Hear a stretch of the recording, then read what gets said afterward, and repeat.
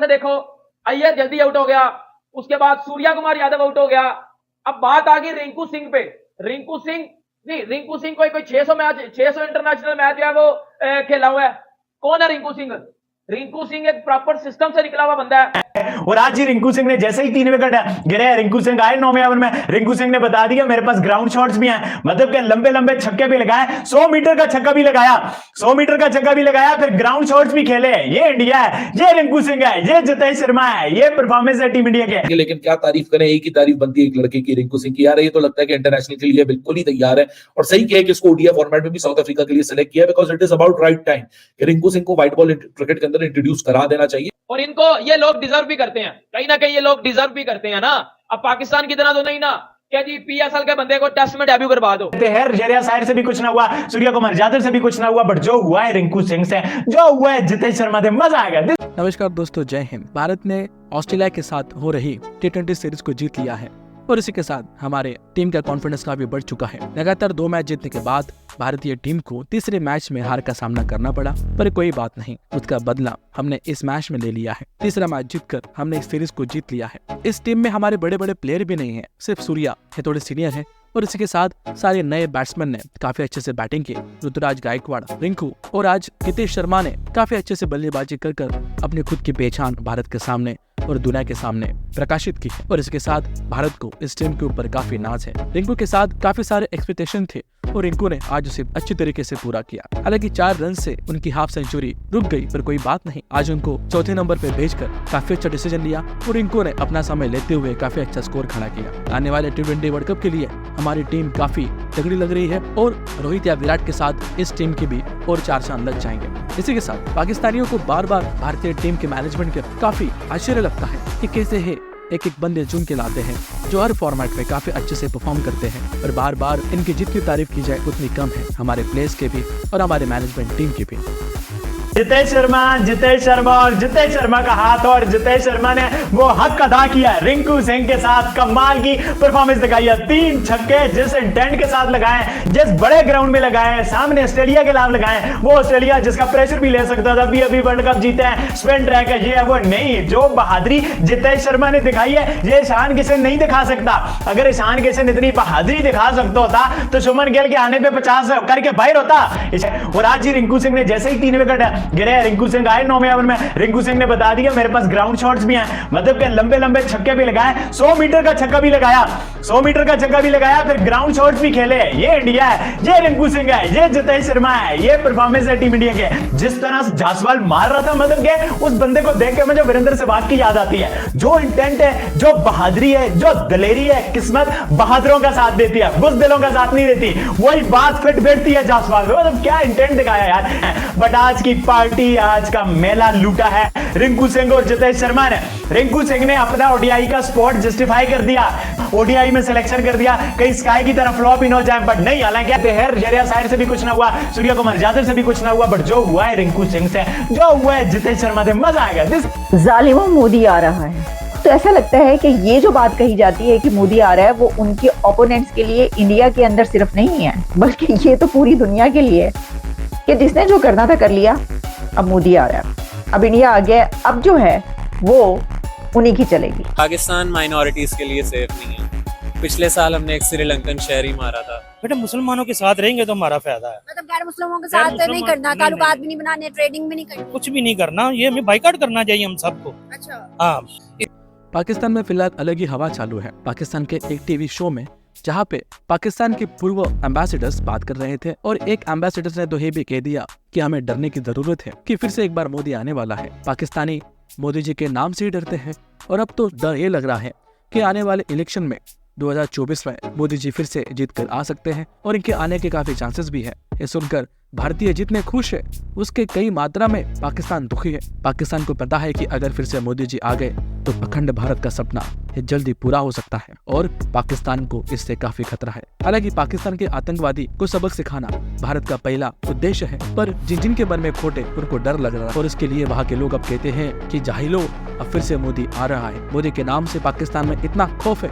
कि वहाँ के पॉलिटिशियंस और वहाँ के आम जनता भी डरती है कि अगर उनकी सरकार ने या उनके घर में बैठे आतंकियों ने कुछ उल्टी सीधी हरकत कर दी तो बालाकोट जैसे स्ट्राइक फिर से एक बार हो सकती है और इस बार भारत का निशाना झुकेगा नहीं। जो मिसाइल कुछ महीने पहले मिसफायर हुई थी, अब इस बार वो बार बार और काफी सटीक तरीके से अपने निशाने पे गिरेंगी, ऐसा सब पाकिस्तानियों को लगता है और पाकिस्तानियों ने इस बात से डरना भी चाहिए।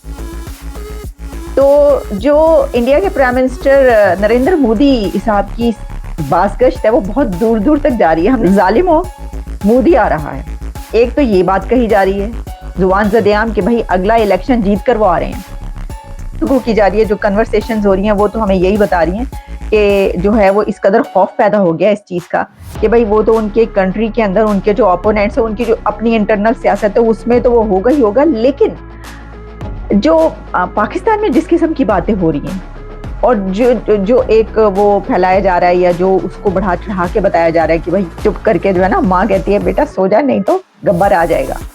अच्छा जी, अब ये बात जो है ना दुनिया के लिए तो सही है, मुझे नहीं पता, मैं बालाकोट की बात नहीं करी, कोई जंग होगी नहीं होगी उस तरफ से, मतलब वो पागल हैं, उनको किसने काट लिया है क्या, यानी कि वो अपनी तरक्की को रोककर जो है वो किसी दूसरे पर हमला कर देंगे या वो कोई ऐसा कदम उठा लेंगे कि दुनिया उनके पीछे पड़ जाएगी कि भाई ये क्या कर दिया तुम लोगों ने।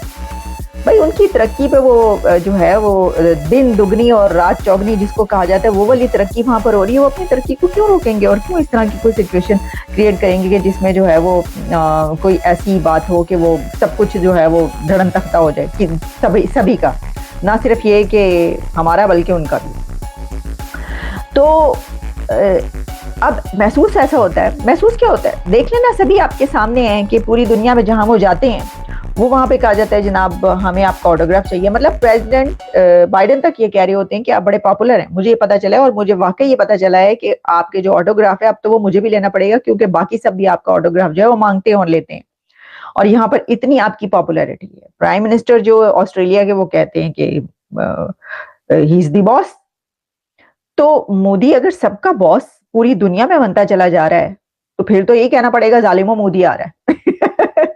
अब ये जो टर्म है ना, ये जो सेंटेंस है वो हमें पता, हम जान सकते हैं क्योंकि पाकिस्तान में जो सियासत है उसमें ये बात कही जाती है। अब तो बल्कि वहां पे जो है वो पीटीआई वाले तो जालिमो इमरान आ रहा है, तो इमरान ना तो कहीं जा रहा है ना कहीं आ रहा है क्योंकि वो है जेल में बंद, बल्कि वो तो जो अदालत में लेकर आना था वो भी मना कर दिया गया। उन्होंने कहा जो भी होगा ट्रायल वो सब जेल के अंदर ही होगा, तो कोई आ रहा है ना कोई जा रहा है वहां पर, लेकिन हर जगह पर मोदी साहब आ रहे हैं और जा रहे हैं। इसके बाद COP28 के लिए मोदी जी UAE गए हैं और मोदी जी का जिस प्रकार से वहां पे स्वागत हुआ है सब लोग वाह कर रहे हैं और पाकिस्तान के प्राइम मिनिस्टर 2 दिन पहले ही UAE होके आए और तभी वो भीख मांगने के लिए उनके देश को कर्जे से बचाने के लिए वहां पे भीख मांगने गए थे और इसकी चर्चा मीडिया में काफी जोरों शोरों से हो रही है। यहाँ तक कि पाकिस्तानी मीडिया और पाकिस्तानी यूट्यूबर्स इस बात पर बार बार चर्चा करते हैं कि मोदी जी वहां पर बड़ी बड़ी बातें करने जाते हैं, बड़े बड़े डिसीजन लेने जाते हैं, एनवायरमेंट पे बात करने जाते हैं और उनके प्राइम मिनिस्टर जो हर देश के सामने भीख मांगने के लिए जाते हैं। ये सबसे बड़ा अंतर। मोदी जी को जिस प्रकार से सारी दुनिया वेलकम करती है, गले लगाती है और उनकी बात सुनती है, मोदी जी जैसा प्रेजेंस और ऑरा किसी और देश के प्राइम मिनिस्टर में बिल्कुल नहीं है, ये तो साफ जाहिर होता है। और इसी के साथ पाकिस्तानी लोग अब ये भी चाहते हैं कि मोदी जी जैसा कोई ना कोई नेता पाकिस्तान में पैदा हो और पाकिस्तान की भलाई करे, पर पाकिस्तान के नसीब में ऐसा कभी नहीं होने वाला है, ये तो हम सबको पता है। और एक कार्टून की मुझे याद आती है, सिम्पसन्स, उसने तो काफी पहले ही कहा था कि पाकिस्तान के टुकड़े टुकड़े हो जाएंगे, ये दिन अब दूर नहीं है। आइए देखते इस वीडियो में। जय हिंद। चुके हैं अब्दुल बासी साहब, उन्होंने ये बोला है कि भाई बालाकोट स्ट्राइक जैसा फिर कोई सिचुएशन हो सकती है अगर वो इलेक्शन विन करते हैं। पहले तो मुझे ये बताएं आप इंडियन प्राइम मिनिस्टर को कैसा मतलब प्राइम मिनिस्टर समझते हैं अपनी उनकी पब्लिक के लिए? यार सबसे पहले तो जो नरेंद्र मोदी है उनका अपनी नेशन के लिए तो वो बहुत अच्छा आदमी साबित हुआ है क्योंकि इसके दौर के अंदर उसने बहुत तरक्की किया इंडिया ने, और ख़ास तौर पे आप देखें जो G20 हुआ है उसमें उसकी बड़ी अपना है अचीवमेंट। और उसके बाद जो उन्होंने अब उनकी स्टॉक एक्सचेंज देख लें, आप उनकी मईशत देख लें, वो मेरे ख्याल 4th लार्जेस्ट इकोनॉमी है, 5th लार्जेस्ट इकोनॉमी है, लेकिन उनके मुताबिक कुछ ही सालों में वो 4th और 3rd लार्जेस्ट इकोनॉमी बन जाएंगे। और उसके बाद रिसेंटली जो उनका कतर का इशू हुआ है, उसके बाद जो इसराइल का इशू हुआ है, उस सब में उन्होंने ना अपनी नेशन का मुकदमा जो है ना वो बड़े अच्छे तरीके से लड़ा है। चाहे वो फॉरेन पॉलिसी की तरफ से देख लें, इकोनॉमी की तरफ से देख लें, या उनके देखें ना, सबसे बड़ी बात तो ये है कि इंडिया के अंदर बहुत सारे कल्चर्स हैं, बहुत सारी जुबानें हैं, बहुत सारे मज़ाहिब हैं, उन सबको मेरे ख्याल इकट्ठा रखना यही बहुत बड़ी अचीवमेंट होती है। जबरदस्त। अब पाकिस्तान के अंदर 90% से ज़्यादा मुस्लिम्स हैं, लेकिन जहाँ पे हम इकट्ठा नहीं रख पा रहे, वहाँ तो हर 10-15 किलोमीटर बाद 20 किलोमीटर बाद मजहब भी चेंज होता है, जुबान भी मजहब तो हर जगह पे मजहब के लोग मौजूद होते हैं, लेकिन जो उनको कल्चर कैरी करना और फिर उसके बाद उसको एक अच्छी सिचुएशन में फिट करना, ये बड़ा मुश्किल काम होता है मैनेज करने के लिए। आप हमारे यहाँ देख लें, हमारे यहाँ मुस्लिम जो है वो अक्सरियत के अंदर है, लेकिन उसके बावजूद यहाँ पे जो हमारे मजहबी बुनियादों के ऊपर बहुत सारे मसाइल हैं, होंगे वहाँ पे भी, लेकिन आप ये देखें ना कि वहाँ पे इतनी बड़ी उनकी पॉपुलेशन है, उसके बावजूद मैनेज किया हुआ है।